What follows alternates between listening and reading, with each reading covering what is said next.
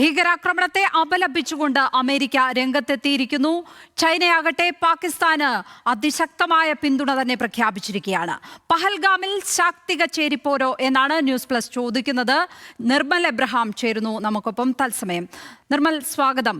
ഇന്നത്തെ അമേരിക്കയുടെ പ്രസ്താവനയെ നമ്മൾ എങ്ങനെയാണ് വ്യാഖ്യാനിച്ചെടുക്കേണ്ടത്? നേരത്തെ ഡൊണാൾഡ് ട്രംപ് പറഞ്ഞതുപോലെ ചരിത്രപരമായ സംഘർഷം എന്ന പരാമർശത്തിൽ നിന്ന് ഒരു പടി കൂടി കടന്ന് ഇന്ത്യക്ക് ഐക്യദാർഢ്യം പ്രഖ്യാപിക്കുന്നു എന്ന് തന്നെ വേണ്ടേ നമ്മൾ ആ പ്രസ്താവനയെ വായിച്ചെടുക്കേണ്ടത്? അല്ല, ഇന്ത്യക്ക് റീസെൻ്റ് ആയിട്ട് നോക്കുകയാണെന്നുണ്ടെങ്കിൽ അമേരിക്ക ഏറെക്കുറെ ഇത്തരത്തിലുള്ള വിഷയങ്ങൾ ഇന്ത്യക്ക് സപ്പോർട്ടായിട്ടാണ് നിന്നിട്ടുള്ളത്. ട്രഡീഷണലി പാകിസ്ഥാനെ പല 65 യുദ്ധത്തിലാണെങ്കിലും 71 യുദ്ധത്തിലാണെങ്കിലും ഒക്കെ സപ്പോർട്ട് ചെയ്തിട്ടുണ്ടെങ്കിലും കാർഗിൽ യുദ്ധത്തിന് ശേഷവും പ്രത്യേകിച്ച് അഫ്ഗാനിസ്ഥാൻ ഇറങ്ങിയതിനു ശേഷം 2020 അവസാനമായിട്ട് ഡൊണാൾഡ് ട്രംപ് പാകിസ്ഥാന് വേണ്ടി ഒരു നല്ല വാക്ക് പറഞ്ഞത്. അന്ന് അദ്ദേഹം ദോഹ അഗ്രിമെൻ്റ് ഒക്കെ സൈൻ ചെയ്യാനായിട്ട് താലിബാനുമായിട്ടൊരു പീസ് ഡീലിന് ശ്രമിച്ചപ്പോൾ അന്ന് താലിബാൻ ലീഡേഴ്സിനെ ട്രംപിനടുക്കലേക്ക് എത്തിച്ചത് പാകിസ്ഥാനാണ്. അന്ന് മാത്രമാണ് വാക്കാലെങ്കിലും ട്രംപ് അവർക്കൊരു നല്ല വാക്ക് പറഞ്ഞു. അതൊഴിച്ചു കഴിഞ്ഞാൽ അതിനുശേഷമുള്ള പീരീഡിലൊക്കെ ഏറെക്കുറെ ഇന്ത്യക്ക് സപ്പോർട്ടായിട്ട് അമേരിക്ക നിന്നിട്ടുണ്ട്. ഒന്ന്. രണ്ട്, ഇപ്പോൾ ചൈനയുടെ വളർച്ചയും പ്രത്യേകിച്ച് ഇൻഡോ പസഫിക് റീജിയനിലുള്ള ചൈനയുടെ വളർച്ചയും ഒപ്പം ഇപ്പോൾ നടക്കുന്ന ട്രേഡ് വാർ ഉൾപ്പെടെയുള്ള അമേരിക്കയും ചൈനയുമായിട്ട് നടക്കുന്ന ട്രേഡ് വാർ ഉൾപ്പെടെയുള്ള കാര്യങ്ങളും ഇതിലേക്ക് ഇന്ത്യക്ക് അനുകൂല ഘടകമായി മാറിയിട്ടുണ്ട്. പിന്നെ ട്രംപ് ആണ് എന്നുള്ളത് വേറൊരു വിഷയമാണ്. കാരണം നമ്മൾ 2001 മുതൽ 2001 ശേഷം തുറന്നുള്ള സപ്പോർട്ട് ഇല്ലെങ്കിൽ പോലും ഒരുപാട് പൈസ, ഏകദേശം $3,300 കോടി ബുഷിൻ്റെ സമയത്തും ഒബാമയുടെ സമയത്തും ഒക്കെ ആയിട്ട് പാകിസ്ഥാന് അവർ അയച്ചു കൊടുത്തിട്ടുണ്ട്. അയച്ചു കൊടുത്തത് ടെററിസത്തിനെ കൗണ്ടർ ചെയ്യാനാണ്. പക്ഷേ 2018 ട്രംപ് അതിന് അവസാനം വരുത്തിയതോടെ പാകിസ്ഥാൻ എക്കണോമിക്കലി ഏറെക്കുറെ വീക്കായി. അതായത് ആ മിലിറ്ററി എയ്ഡ് ഇനി ഇല്ല, ടെററിസത്തിന് എതിരായിട്ട് പ്രവർത്തിക്കാൻ തന്ന പൈസ ടെററിസത്തിന് അനുകൂലമായിട്ട് നിങ്ങൾ ഉപയോഗിക്കുന്നു എന്ന് പറഞ്ഞിട്ട് അദ്ദേഹം നിർത്തലാക്കിയതാണ്. അതുകൊണ്ട് ഏറെക്കുറെ ഡൊണാൾഡ് ട്രംപ് ആണ് ഇപ്പോഴത്തെ അമേരിക്കൻ പ്രസിഡന്റ് എന്നുള്ളതും ചൈനയുമായിട്ടുള്ള വിഷയം നടക്കുന്നത് കൊണ്ടും ഇന്ത്യക്ക് അനുകൂലമായിട്ട് തന്നെ അമേരിക്ക സ്റ്റാൻഡ് എടുത്തു എന്ന് വേണം കരുതാൻ. ഈ 2024 ഇത്തരത്തിൽ ഉള്ള നടപടി, ആ ഫണ്ട് റദ്ദാക്കുമ്പോൾ അപ്പുറത്ത് നിന്ന് ചൈനയുടെ ഭാഗത്ത് നിന്ന് കൂടുതൽ സപ്പോർട്ട് കൂടുന്നതാണ് കാണുന്നത്. സാമ്പത്തിക നിക്ഷേപമടക്കം പാകിസ്ഥാനിൽ നടത്തുന്ന വിധത്തിൽ ചൈന നടപടികളുമായി മുന്നോട്ട് പോവുകയും പാകിസ്ഥാന്റെ കട്ട ചങ്കായി ചൈന മാറുന്ന കാഴ്ചയാണ് അപ്പോൾ നമുക്ക് മറുവശത്ത് കാണാൻ കഴിയുന്നത്. നിർമ്മൽ, അതെ, അത് തീർച്ചയായിട്ടും അതും ഹിസ്റ്റോറിക്കലി ഓരോ സിറ്റുവേഷനിലും കറക്റ്റായിട്ട് അമേരിക്ക ആർക്ക് സപ്പോർട്ട് ചെയ്യുന്നു അതിനെതിരായിട്ട് ചൈന നിന്നിട്ടുണ്ട്. 99 അവസാനമായിട്ട് ഒരു യുദ്ധത്തിൽ എനിക്കൊന്ന് ഏറെക്കുറെ ഇന്ത്യക്ക് അനുകൂലമായിട്ട് ഏറെക്കുറെ വന്നത് അമേരിക്ക ആ ഒരു സമയത്താണ്. അതിനുശേഷമുള്ള 4 വർഷം നോക്കി, 2001, 2002, 2003, 2004 4 വർഷവും പാകിസ്ഥാനുമായിട്ട് ജോയിൻ്റ് ആയിട്ടുള്ള മിലിറ്ററി എക്സസൈസുകൾ ചൈന നടത്തുന്നു. 2006 2008 ഇന്ത്യയും US-ഉമായിട്ടുള്ള ന്യൂക്ലിയർ ഡീല് നമുക്ക് ഓർമ്മ കാണും, മൻമോഹൻ സിംഗിൻ്റെ സമയത്ത് ചെയ്ത്. ആ ന്യൂക്ലിയർ ഡീല് അമേരിക്കയുമായിട്ട് ഇന്ത്യ ന്യൂക്ലിയർ ഡീൽ സൈൻ ചെയ്തപ്പോൾ അതേ വർഷം ചഷ്മ 3, ചഷ്മ 4 എന്ന് പറയുന്ന 2 ന്യൂക്ലിയർ പ്ലാന്റുകൾ അവിടെ ക്രിയേറ്റ് ചെയ്യാൻ പാകിസ്ഥാനെ സഹായിക്കത്തക്ക രീതിയിലുള്ള ഡീല് ചൈന ഇമ്മീഡിയറ്റ്ലി സൈൻ ചെയ്തു. അങ്ങനെ ഓരോ തവണയും ഇപ്പം ട്രംപ് 2018 മിലിറ്ററി എയ്ഡ് വേണ്ടെന്ന് വെച്ചപ്പോൾ അന്ന് മുതൽ നല്ല രീതിയിലുള്ള സഹായങ്ങൾ പാകിസ്ഥാന് കൊടുക്കുന്നു. 2013 economic corridor CPEC, China Pakistan economic corridor ഒപ്പുവെക്കുന്നു. അത് ചൈനയ്ക്കും ഗുണമുണ്ട്, പാകിസ്ഥാനും ഏറെക്കുറെ ചെറിയ രീതിയിൽ ഗുണമുണ്ട്. അപ്പോൾ അതുകൊണ്ട് ഹിസ്റ്റോറിക്കലി എപ്പോഴൊക്കെ അമേരിക്ക എന്ന് മുതലാണോ ഇന്ത്യക്ക് അടുത്തോട്ട് അലൈൻഡ് ആയത് ആ സമയം മുതൽ മാരകമായിട്ടുള്ള സപ്പോർട്ട് ചൈന പാകിസ്ഥാന് കൊടുക്കുന്നുണ്ട്. അതുകൊണ്ട് ഇത്തവണയും അത് പ്രതീക്ഷിച്ചിരുന്നു. ഒത്തിരി പേര് പറഞ്ഞു അത് കണ്ടം ചെയ്തു അല്ലെങ്കിൽ അപലപിച്ചു, ചൈന ഇതിനെ അപലപിച്ചു, അതുകൊണ്ട് അങ്ങനെ കാണേണ്ടതില്ല എന്ന് പറഞ്ഞു. ആ സമയത്തും ശക്തമായിട്ട് ഞാൻ ചിന്തിച്ചുകൊണ്ടിരുന്നതും ഒരുപാട് നിരീക്ഷകരും പറഞ്ഞൊരു കാര്യമാണ്, ചൈന ഇവൻച്വലി പാകിസ്ഥാന് വേണ്ടി മുന്നോട്ട് വരുന്നു. അതാണ് നമ്മളിപ്പോൾ കാണുന്നത്. പക്ഷേ ഈ ഒരു സമയത്ത് ചൈനയെ മാറ്റി നിർത്തിയാലും അമേരിക്കയും ചൈനയും മാറ്റി നിർത്തിയാലും അമേരിക്കയും ചൈനയും കൂടെ ഉണ്ടെങ്കിലും കൂടുതൽ ഡാമേജ്, ഒരു യുദ്ധത്തിലേക്ക് പോയാൽ കൂടുതൽ ഡാമേജ് ഡെഫിനറ്റ്ലി പാകിസ്ഥാന് സംഭവിക്കാൻ പോകുന്നു. കാരണം മിലിറ്ററിലി നമ്മൾ എടുത്തു നോക്കുക, ഇന്ത്യ ബഹുദൂരം മുന്നിലാണ്. എക്കണോമിക്കലി എടുത്തു നോക്കുക, ഇന്ത്യ ബഹുദൂരം മുന്നിലാണ്. സ്ട്രാറ്റജിക്കലി എടുത്തു നോക്കുക, ഇന്ത്യ ബഹുദൂരം മുന്നിലാണ്. ഇപ്പോൾ ഈ എത്ര രാജ്യങ്ങൾ ഈ ഒരു സമയത്ത് ഒരു യുദ്ധത്തിന് പോയി എന്ന് കരുതുക, എത്ര രാജ്യങ്ങൾ പാകിസ്ഥാന് സപ്പോർട്ടായിട്ട് കാണും ചൈന അല്ലാതെ എന്നുള്ളതാണ് ഒരു ചോദ്യം. എനിക്ക് തോന്നുന്നത് അങ്ങേയറ്റം എണ്ണി പെറുക്കിയാൽ ഒരു പക്ഷേ ടർക്കി കാണും. പക്ഷേ ടർക്കിക്ക് എക്കണോമിക്കലി സഹായിക്കാൻ കഴിയില്ല. അവരങ്ങനെ സഹായിച്ച ചരിത്രം ഉണ്ടെന്ന് എനിക്ക് തോന്നുന്നില്ല.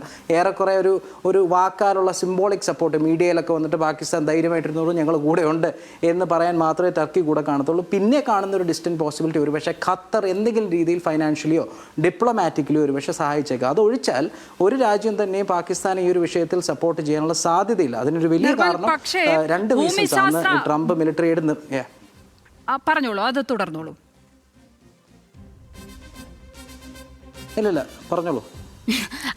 ഭൂമിശാസ്ത്രപരമായി ചൈനയുടെ ഈ പാകിസ്ഥാന്റെ അടുത്ത സുഹൃത്തായ ചൈന തൊട്ടടുത്ത് കിടക്കുമ്പോൾ അങ്ങനെ ഭൂമിശാസ്ത്രപരമായി കൂടി അത് പാകിസ്ഥാന് ഗുണമാകില്ലേ ഈ ചൈനയുടെ ചങ്ങാത്തം എന്നുള്ളതാണ് എനിക്ക് തോന്നിയിരിക്കുന്ന ഒരു കാര്യം.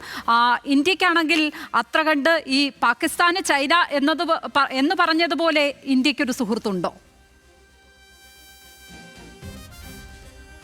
തൊട്ടടുത്ത് സത്യം പറഞ്ഞു കഴിഞ്ഞാൽ ഇപ്പോൾ എല്ലാം ശത്രുക്കളാണ്. അതായത് തൊട്ടിപ്പുറത്ത് ബംഗ്ലാദേശ് ശത്രുവായിട്ട് നിൽക്കുന്നു, ശ്രീലങ്കയെ ചൈന ഇൻഫ്ലുവൻസ് ചെയ്ത് വെച്ചിരിക്കുന്നു, പാകിസ്ഥാനെ അതേപോലെ സിപെക് വഴിയോ അല്ലാതെ ഇത്രയും കാലം എയ്ഡ് കൊടുത്തുകൊണ്ടിരിക്കുന്ന വഴി അവരെയും മിത്രമാക്കി വെച്ചിരിക്കുന്നു. അതുകൊണ്ട് ഇന്ത്യക്ക് ഒരു ഡിസ്റ്റൻറ്റ് സുഹൃത്താണ് അമേരിക്ക.